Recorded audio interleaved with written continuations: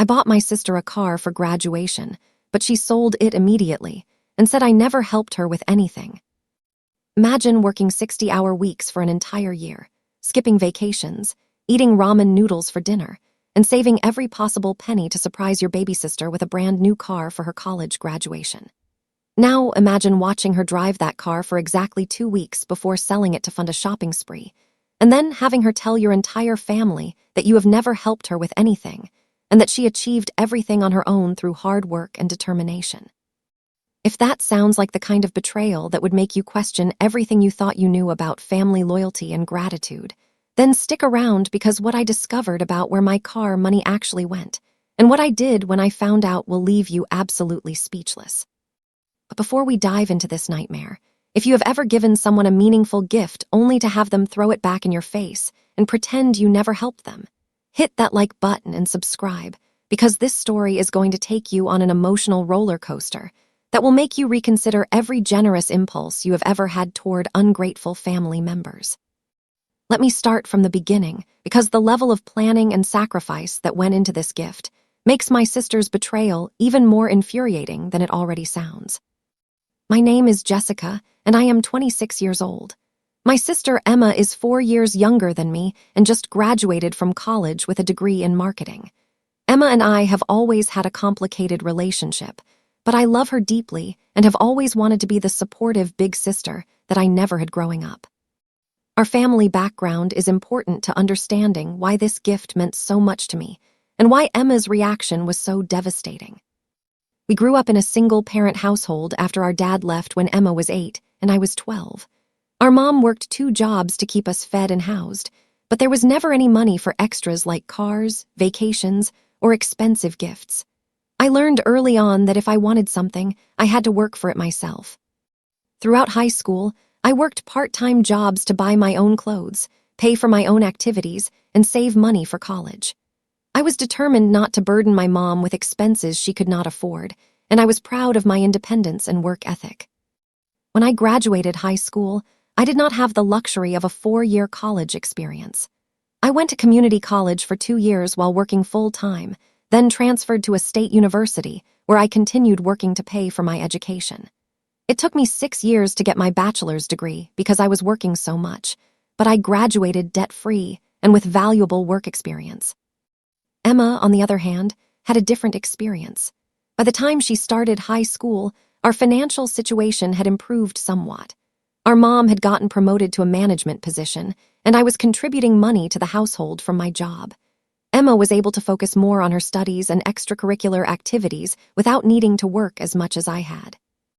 Emma was also academically gifted in a way that I was not. She earned scholarships that covered most of her college tuition, and our mom was able to help with her living expenses. Emma got to have the traditional college experience that I had never been able to afford. I was genuinely happy for Emma's opportunities and success. I wanted her to have the chances that I had not had, and I was proud of her academic achievements. But I also noticed that Emma seemed to take these advantages for granted and did not always appreciate the sacrifices that our mom and I were making to support her education. Throughout Emma's college years, I helped her financially whenever she needed it. When her laptop broke, I bought her a new one. When she needed professional clothes for internships, I took her shopping. When she ran out of meal plan money, I sent her grocery money. When she wanted to study abroad for a semester, I helped cover the costs that her scholarships did not pay for. I never asked Emma to pay me back for any of these things because I considered them gifts from a big sister who wanted to see her succeed.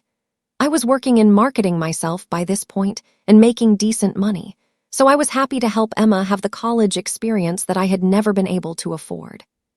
But I did expect Emma to appreciate my help and to acknowledge the role that I played in supporting her education and opportunities.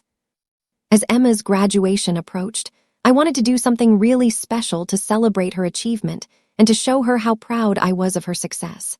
I also wanted to give her something that would help her start her adult life and career on solid footing. That was when I decided to surprise Emma with a car for graduation.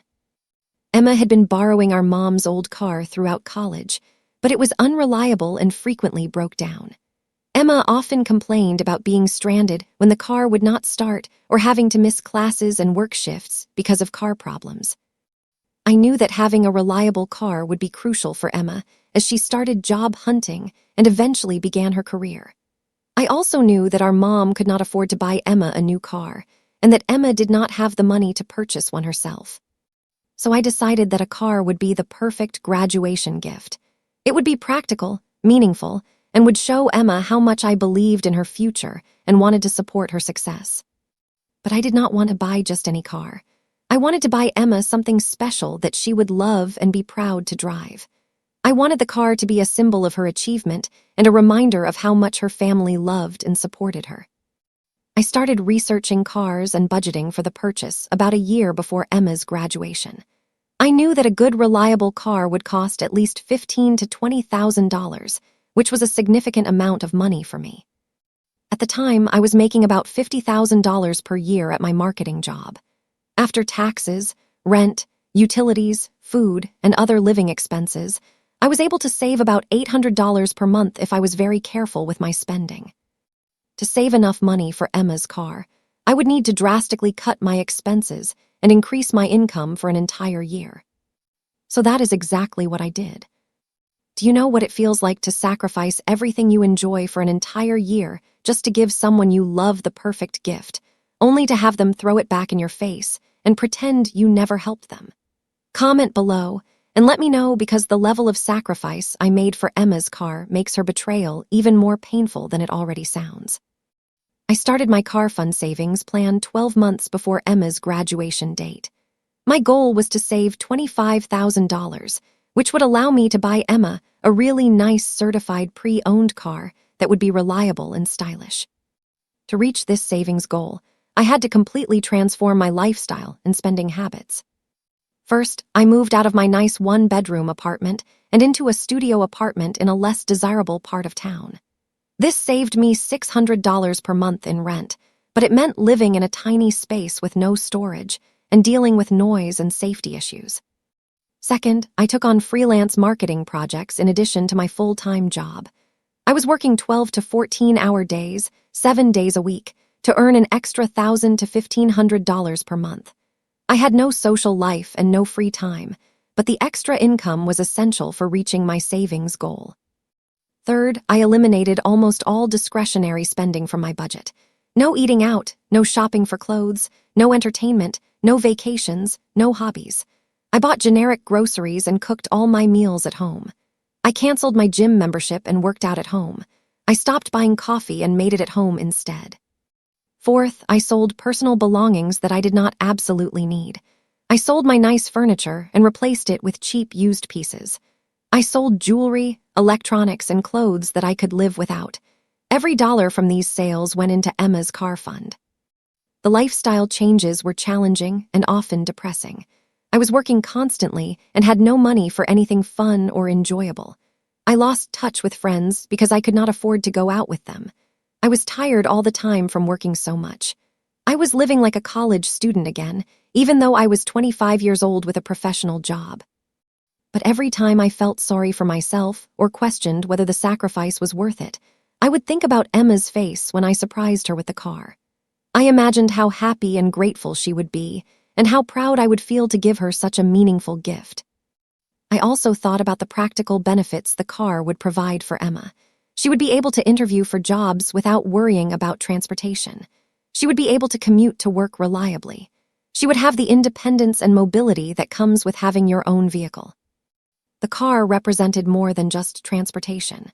It represented my belief in Emma's potential and my commitment to helping her succeed in life.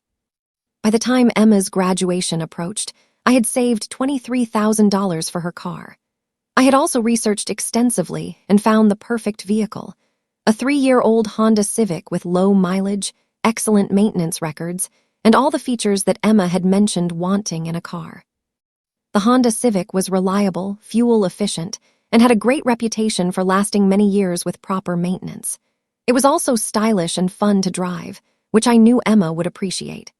The car cost $22,000, which left me with enough money to pay for taxes, registration, and a few months of insurance. I arranged to purchase the car 2 weeks before Emma's graduation ceremony.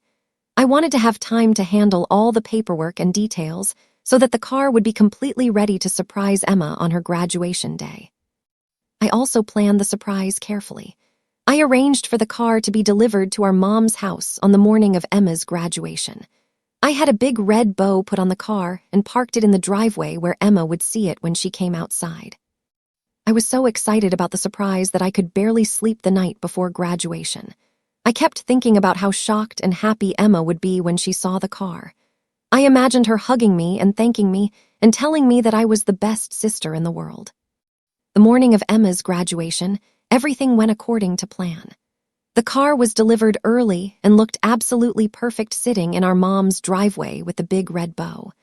I had also prepared a card explaining that the car was a graduation gift and expressing how proud I was of Emma's achievement.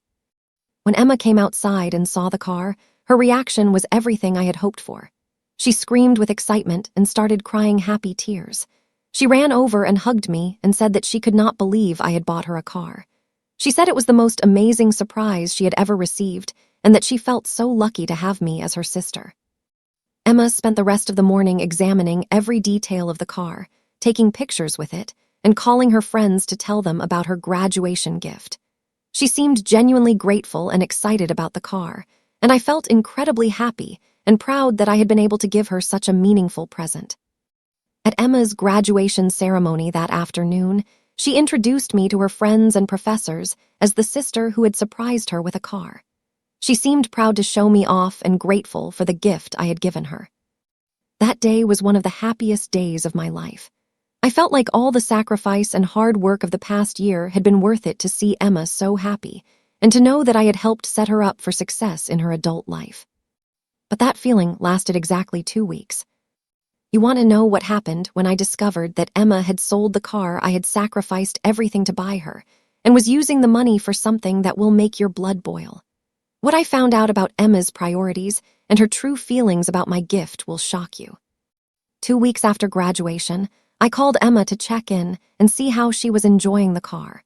I expected to hear about job interviews she had driven to or day trips she had taken to celebrate her graduation.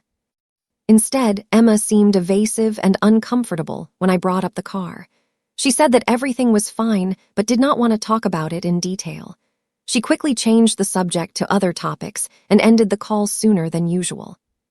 I found Emma's reaction strange, but I assumed that maybe she was stressed about job hunting or adjusting to post-graduation life. I decided to give her some space and not push for more information about how she was using the car. A few days later, our mom called me with news that made my stomach drop to the floor. Emma had sold the car. Our mom had discovered this when she saw Emma driving the old unreliable car again and asked what had happened to the graduation gift. Emma had initially tried to lie and say that the new car was in the shop for repairs, but our mom pressed for details, and Emma eventually admitted that she had sold the car 2 days after graduation. I was so shocked that I could barely process what our mom was telling me. How could Emma have sold the car so quickly? Why would she sell a practical, reliable vehicle that she clearly needed? What could possibly be more important than having reliable transportation as she started her career? I called Emma immediately and demanded an explanation. Emma's response was even more infuriating than the fact that she had sold the car. Emma told me that she had never asked for a car and that I should not have assumed she wanted one. She said that while she appreciated the gesture, the car was not what she needed at that moment in her life.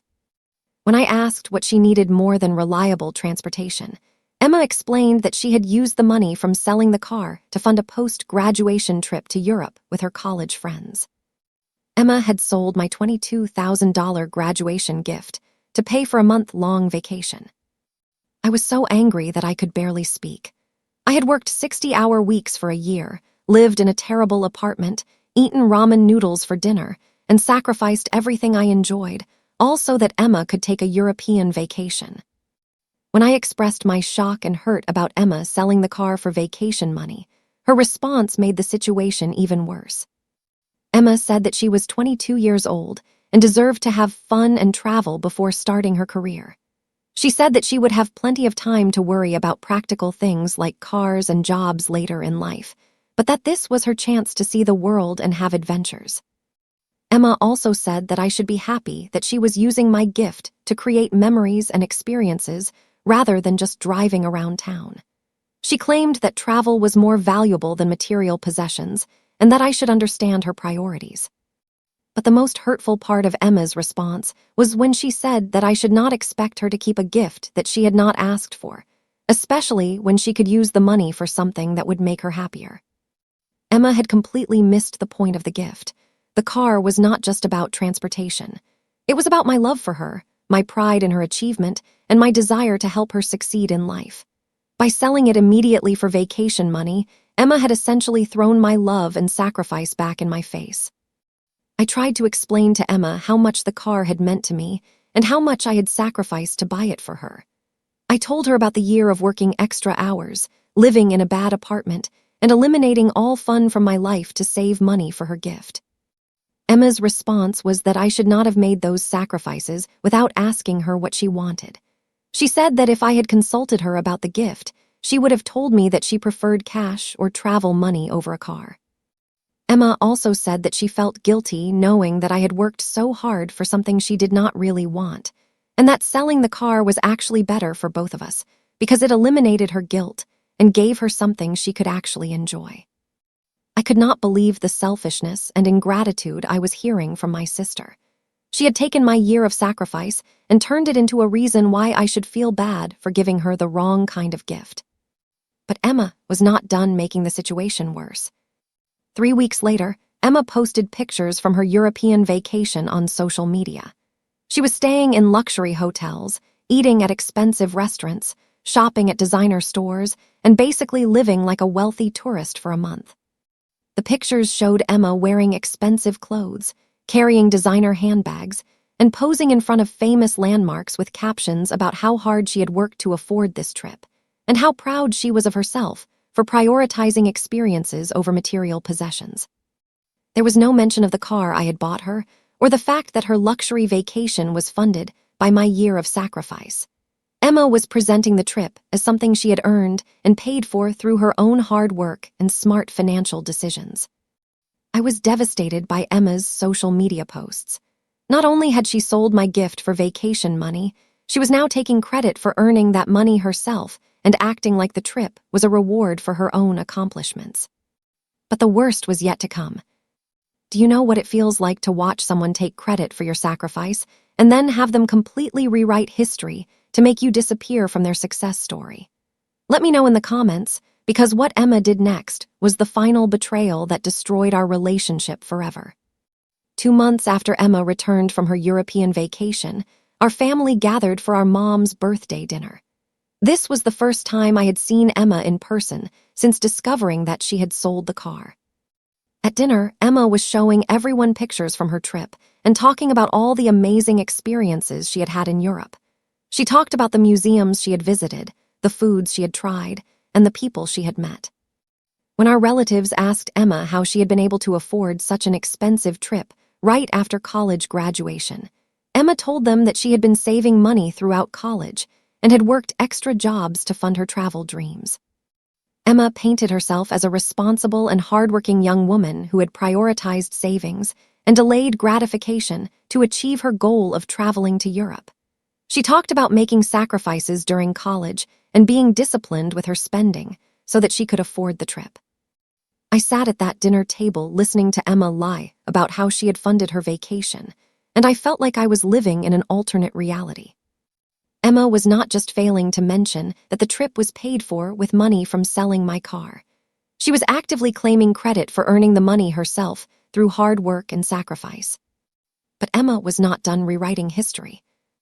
Later in the evening, the conversation turned to our family's financial struggles growing up and how Emma and I had both overcome those challenges to build successful lives. That was when Emma made the comment that completely destroyed any remaining relationship we had. Emma said that she was proud of how independent and self-sufficient she had become, and that she had achieved all of her success without relying on help from anyone else. She said that while some people expect their family members to take care of them, she had always been determined to make her own way in the world. Emma talked about how she had earned scholarships through her own academic achievements. how she had managed her finances responsibly throughout college, and how she had saved up money for her European trip without asking anyone for help. She concluded by saying that she believed in taking responsibility for your own life and not expecting other people to solve your problems or fund your dreams. I could not believe what I was hearing. Emma was not just ignoring the help I had given her throughout college. She was actively claiming that she had never received help from anyone and was criticizing people who expected family support. This was the same person who had received thousands of dollars worth of help from me over the years. The same person who had just sold my $22,000 graduation gift to fund her vacation. The same person who was now claiming that she had paid for that vacation through her own hard work. Emma had not just sold my car and lied about how she funded her trip. She had completely erased me from her success story and was now positioning herself as superior to people who received family help. I could not stay quiet any longer. I interrupted Emma's speech about independence and self-sufficiency and reminded everyone at the table about the car I had bought her for graduation. I explained that Emma's European vacation had been funded by selling that car, not by her own savings and hard work. I also reminded Emma about all the other financial help I had given her throughout college, including the laptop, clothes, groceries, and study abroad funding. The dinner table went completely silent as everyone absorbed what I had just revealed. Emma's face turned red with embarrassment and anger. She accused me of trying to humiliate her in front of the family and of bringing up private financial matters inappropriately. Emma said that I was being petty and vindictive by keeping track of money I had given her as gifts, and that bringing up past generosity was manipulative and cruel. She also said that even if I had helped her financially in the past, that did not give me the right to control how she spent money or to expect gratitude forever. Emma's response made it clear that she felt entitled to my help, but did not feel obligated to acknowledge it or be grateful for it. Our mom and other relatives were shocked by what they had learned about Emma's car and vacation funding. They could not believe that Emma had sold such a meaningful graduation gift so quickly, or that she had lied about how she afforded her European trip. The family dinner ended with Emma storming out and me feeling vindicated, but also sad about the destruction of our relationship. Over the next few weeks, other family members called me to express their shock about Emma's behavior and their support for my position. Everyone agreed that Emma had been ungrateful and deceptive about the car and the vacation funding. But Emma doubled down on her position instead of apologizing or acknowledging her mistakes. Emma sent me a text message saying that she was not going to apologize for living her own life and making her own decisions about money and priorities. She said that I had given her the car as a gift, which meant she had the right to do whatever she wanted with it, including selling it. Emma also said that she did not owe me gratitude or acknowledgement for past help, because I had given that help voluntarily without asking for anything in return. She concluded the message by saying that if I could not handle being generous without expecting recognition and control, then I should stop giving gifts to people. That text message was the final straw for me. I realized that Emma was never going to acknowledge the sacrifices I had made for her or show gratitude for the help I had provided throughout her college years. She was never going to take responsibility for lying about how she funded her vacation or for erasing me from her success story. Emma had made it clear that she felt entitled to my generosity, but did not feel obligated to appreciate it or be honest about it. You want to know what I did when I realized that Emma was never going to change and was going to continue taking credit for my sacrifices while demanding more help in the future? My response taught Emma that actions have consequences and that taking family generosity for granted comes with a price. I decided that if Emma wanted to claim that she had achieved everything through her own hard work and independence, then she should actually experience what that independence looked like. I sent Emma a text message explaining that I respected her desire to be self-sufficient and independent, and that I would be supporting that goal by no longer providing any financial assistance or gifts. I told Emma that since she had made it clear that she did not value or appreciate family help, I would no longer offer any help so that she could continue to achieve things on her own merit. I also informed Emma that I would be honest with other family members about her priorities and choices, since she had already demonstrated that she was comfortable lying about her financial situation and claiming credit for other people's sacrifices. Emma's response to my message was immediate and angry. She accused me of being vindictive and of punishing her for making her own decisions about the car. Emma said that cutting off family support was cruel and that I was trying to sabotage her success because I was angry about the car situation. But I had made my decision, and I was not going to change my mind. Over the next year, Emma contacted me several times asking for financial help with various expenses. She needed money for job interview clothes. She needed help with rent when she was between jobs. She needed money for car repairs when the old unreliable car finally broke down for good. Each time Emma asked for help, I reminded her of her commitment to independence and self-sufficiency. I told her that I believed in her ability to handle these challenges on her own, just as she had claimed to do with her college expenses and European vacation. Emma became increasingly frustrated with my refusal to help her. She accused me of being petty and holding grudges. She said that family members should help each other regardless of past disagreements. I pointed out to Emma that she had specifically said she did not want to rely on family help and that she preferred to achieve things through her own efforts. I was simply respecting her stated preferences and giving her the independence she had claimed to value. Emma also discovered that I had been honest with other family members about the car situation and about her lies regarding her vacation funding. Several relatives had stopped giving Emma money or gifts because they were concerned about her lack of gratitude and honesty. Emma blamed me for turning the family against her, but I had simply told the truth about what had happened. If the truth made Emma look bad, that was a consequence of her own choices and actions. 6 months after I stopped helping Emma financially, she called me crying and asking if we could reconcile. She said that she missed having me as her supportive big sister and that she wanted to repair our relationship. But when I asked Emma if she was ready to acknowledge the help I had given her over the years and to apologize for selling the car and lying about her vacation funding, Emma said that she still believed she had done nothing wrong. Emma said that she was willing to forgive me for cutting off financial support if I was willing to forget about the car situation and move on. Emma still did not understand that she was the one who needed to apologize, not me. She still felt entitled to my help while refusing to show gratitude or honesty about receiving that help. I told Emma that I was not interested in a relationship where I was expected to provide financial support while being erased from her success story and lied about to our family. Emma and I have not spoken in over 2 years now. She has struggled financially without family support and has had to learn how to truly be independent and self-sufficient. I have heard from other family members that Emma has matured somewhat and has started to understand the value of the help she used to receive, but she has never apologized to me or acknowledged that her behavior was wrong. Looking back, I am proud of myself for setting boundaries with Emma and for refusing to continue enabling her entitlement and ingratitude. I learned that being generous and supportive does not mean accepting abuse or disrespect in return. I learned that some people will take advantage of your kindness and then resent you for providing it. I also learned that it is possible to love someone while still protecting yourself from their harmful behavior. Emma taught me that generosity should be appreciated, not exploited. She taught me that family relationships should be based on mutual respect and honesty, not one-sided sacrifice and denial. If you are dealing with family members who take your generosity for granted, lie about your contributions to their success, or expect ongoing support while refusing to show gratitude, I want you to know that it is okay to set boundaries.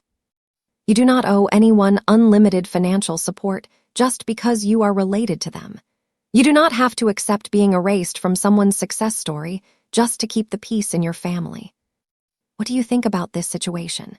Did Emma have the right to sell a gift and use the money however she wanted, or should she have consulted me before selling something I had sacrificed so much to buy? Should family members be expected to show gratitude for help they receive, or is giving someone a gift without strings attached supposed to mean they owe you nothing? Let me know in the comments below. And do not forget to like this video and subscribe to the channel for more stories about family betrayal, financial manipulation, and learning to protect yourself from people who take your generosity for granted. Remember, being kind and generous does not mean being a doormat. You can love your family while still expecting basic respect and honesty in return. And sometimes the most loving thing you can do for someone is to let them experience the consequences of their choices and learn what true independence actually means.